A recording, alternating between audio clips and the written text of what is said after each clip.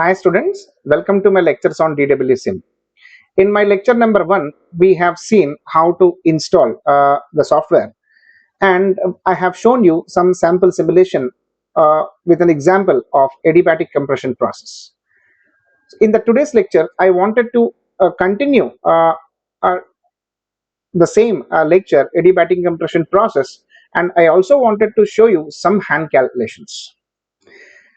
Sometimes the value hand calculated value may not be matching with that of the value displayed in the particular software, maybe because the constants I have taken while calculating will be different from that of the constants it is being used at the back end. So the procedure remains the same, whichever may be the value. So uh, try to concentrate on how to get the value instead of matching the value of the software. So let us move,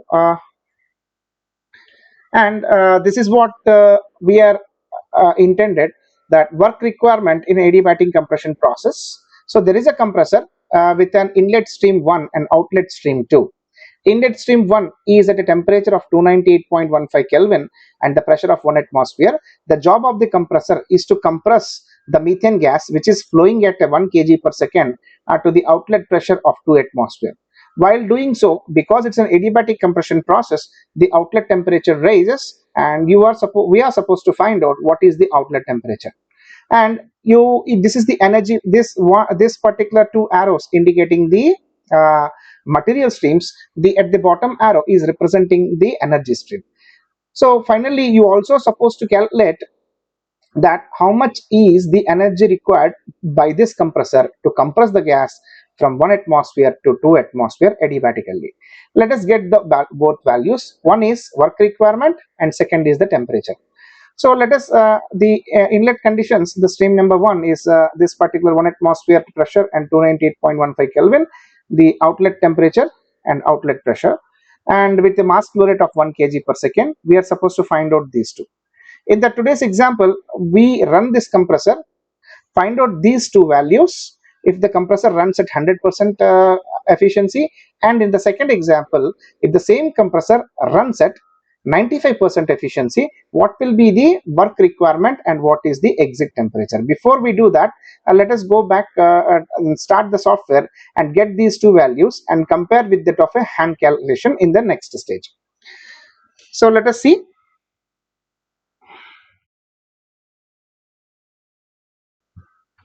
Okay, and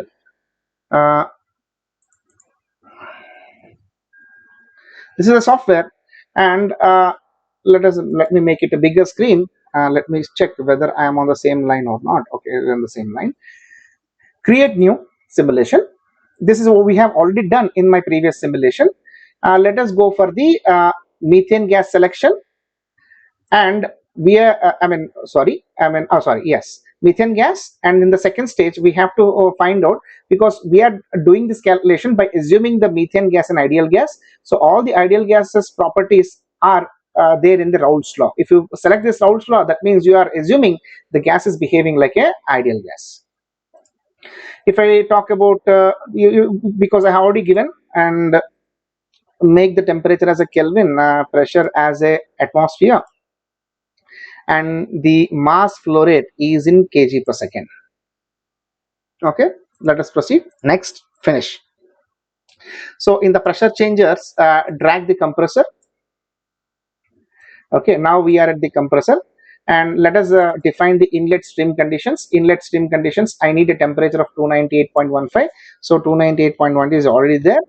Pressure is 1 atmosphere. So moment you put the value and enter, the simulator is calculating. Okay, because you can see everything colors in the blue, and so my requirements of 1 kg per second is there. So my input stream conditions are defined, and what is the compounds in the stream number 1 we have to define. So in the methane, because we have a pure methane in the stream, so it is the mole fraction of the methane or mass fraction or anything is 100%.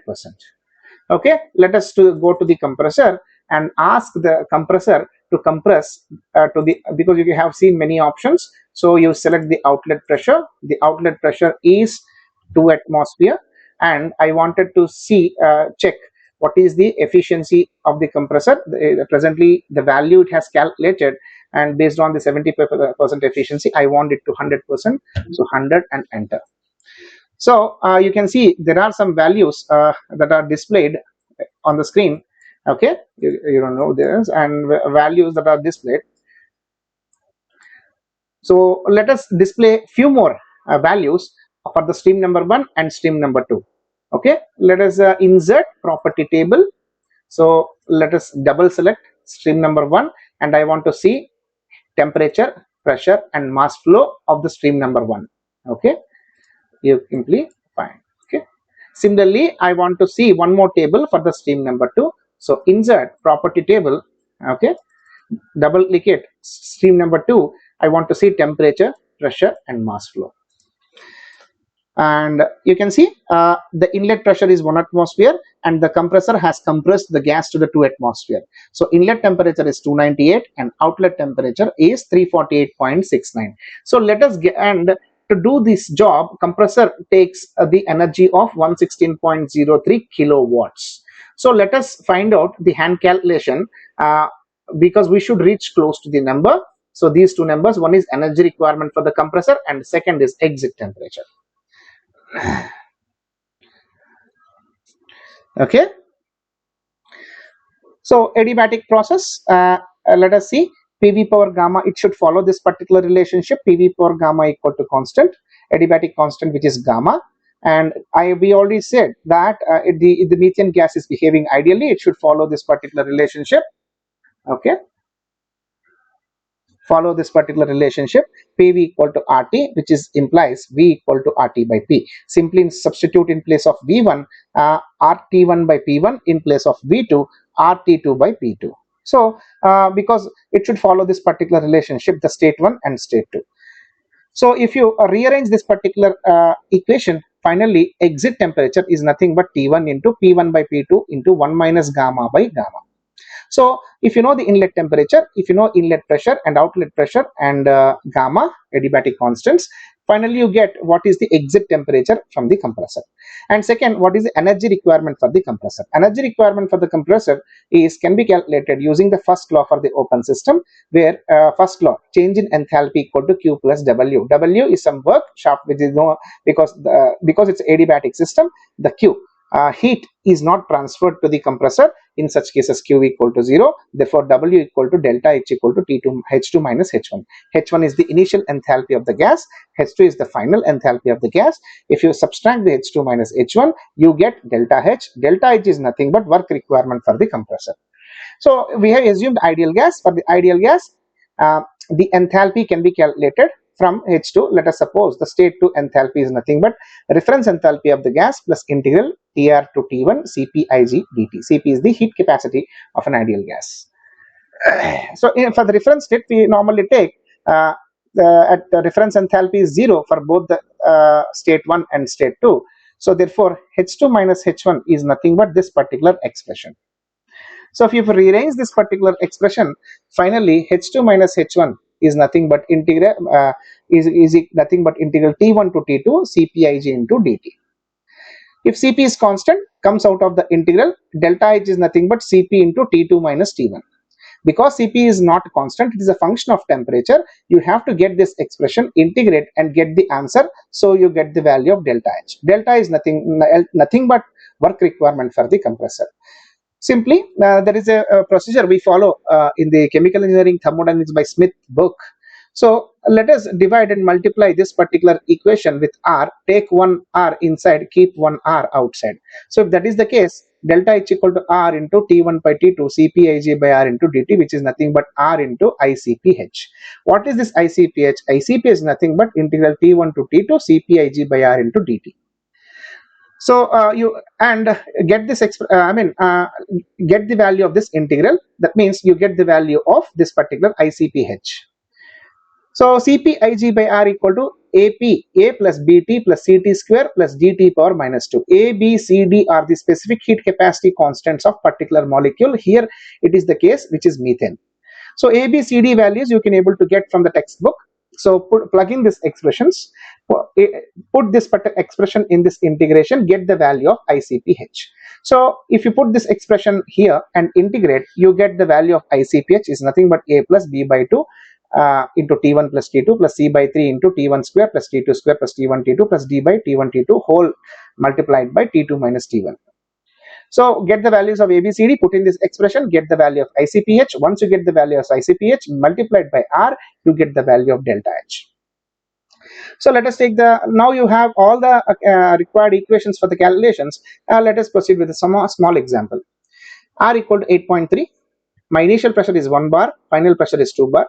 Initial temperature is 298.15 Kelvin. When gamma, I have assumed it as 1.33. So final temperature you can able to get by substituting all the values in this particular expression. Get the temperature is 354 Kelvin. Okay, this is by hand calculation. I have got the value. The exit temperature is 354. Let us compare this 354 with the simulator. Okay. In the simulator, 354 here, it is in the simulator, it is got as 348. That means, I mean, I told you that members may not be matching because the constant values I've taken will be different as compared to the constant value taken by this particular software. So here the exit temperature is 348, which is higher than the 398. That is what you are supposed to notice. Okay, and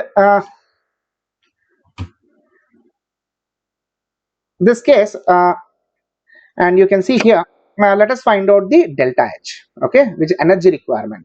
I know A, B, C, D values of methane. Simply substitute in this expression, find out ICPH multiplied by R. I get the value of delta H is equal to 2062.024 joule per mole. But I want in joule per second, which is watt. To do that, I have to take the help of the molecular weight of methane. That 16.04 into 10 power minus 3. You have to divide the this particular delta H value with the molecular weight of methane. Finally, you get delta H equal to 128.55 kilojoule per kg. Okay. Now per mole has transformed to per kg. Okay, because joule per kg, simply I wanted to see in terms of joule per kilojoule. So 10 cube will become K. Okay, kilojoule per kg, and still I want kilojoule per second. What I have to do, I have to suppose to multiply this delta I, which mass flow rate, which is 1 kg per second, because methane gas is flowing at the capacity of 1 kg per second. If that is the case, multiply this particular expression with 1 kg per second, the kg will cancels out. Finally, you get the value of 128 kilojoule per second is nothing but kilowatt. That means energy required by the compressor is 128.551 kilojoule per second if the compressor works at the 100% efficiency. Let us compare this 128 in the simulator.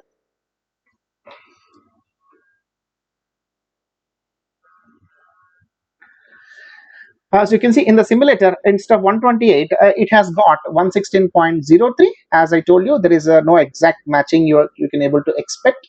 Okay, if this is the case. Okay, this is how you are supposed to calculate the exit temperature and the energy requirement of the process. Now the second question. Now the compressor. Let us run the compressor at 95% capacity. You can see the exit temperature is even higher. I mean, and if you see the 100%, it is a 348 Kelvin. The moment you run the compressor at lower efficiency, and you can see the exit temperature has even raised beyond the 348, and even more energy requirement is there. It is obvious that because the compressor runs at a lower capacity, more energy input is required for the same job, which is to increase the pressure from 1 atmosphere to 2 atmosphere. So that is the case. In such cases, how you get the, let us proceed for the hand calculation, how you get the exit temperature and this power requirement if the compressor runs at the lower efficiencies. Okay. So if you know the energy required, that means enthalpy change at 95 if the compressor runs at 95% capacity is nothing but a change in enthalpy at 100% efficiency divided by 0.95. 0.95 is the efficiency of the compressor, because we are assuming 95% efficiency of the compressor this time. So simple. I get the delta H value at 95% efficiency. It is nothing but 128 kilojoule per kg here, right? 128.555 kilojoule per kg is nothing but divided by 0.95 is 135.3212 kilojoule uh, per kg. Now I want kilojoule per mole, because to apply the particular formula, that the things are supposed to be in kilojoule per mole. To do that, we have to again use the molecular weight help to convert this particular enthalpy value in joule per mole. And 135.32112 into 1000 joule per kg, which is here, multiplied by molecular weight 16.04 into 10 power minus 3 in kg per mole, which is you are going to get 2170.552 joule per mole. Okay, because all the calculations here we are trying to do, I mean the formulas here we are trying to apply in per mole basis, because R 8.314 joule per mole Kelvin, so everything is in per mole. So we are supposed to change this expression to joule per mole to apply in this particular formula. Now I know ICPH is nothing but delta H by R. If you go back to the previous case, okay, here delta H is equal to R into ICPH, therefore ICPH is equal to delta H by R. So I know ICPH, the formula, I know delta H, which I got 2170.552 joule per mole. I know R, which is 8.314 joule per mole Kelvin. So I get the delta H by R 261.071 joule per mole. So this 261.04 joule per mole is nothing but this particular expression. This expression is A plus B by 2 plus T2 plus T1. T1 is 298. So in place of T1, I substituted 298.15 Kelvin, because I don't know T2, because we are supposed to find out what is the exit temperature. So this particular expression, if you solve this expression, you are going to get the value of the T2. Okay. Now rearrange this expression. Take one value of T2 on the left hand side, remaining on the right hand side. If you do that, you will get some iterations to be performed. So on the left hand side, name it as T2i plus 1. The one on the right hand side, wherever T2 is there, put it as a T2i. So this is the iteration formula. Now assume one value of T2, put it on the right hand side, get the value of this T2i plus 1. So continue the iterations so that you get to the final number. For example, I have assumed T2 is 350. I have put the 350 in this particular expression, calculated T2i plus 1. The T2i plus 1 I got 357.2. Now this is my next guess. So I put as a guess and put it in this particular expression, calculate this T2i plus 1, which is 356. Again, I have continued the same procedure till I get the same value. Almost you can see the up to 1 decimal point. If you see the T2 assumed value, which is 356.9044, which and the calculated value is 356.9035, which is, if you consider up to 1 decimal point, so both values are same, you can stop the iterations. Finally you can able to say the final temperature is nothing but 356.9035 Kelvin, okay, which is higher than earlier. If the compressor runs at 100% efficiency, the 354, because the compressor is working at the lower efficiency, the exit temperature is 356, which is higher than the 100% efficiency compressor. So this is how you can able to attempt the hand calculations. Okay, I hope now understand that what are the calculations behind the simulators and how to perform. And thank you very much. Let us meet with the new lecture.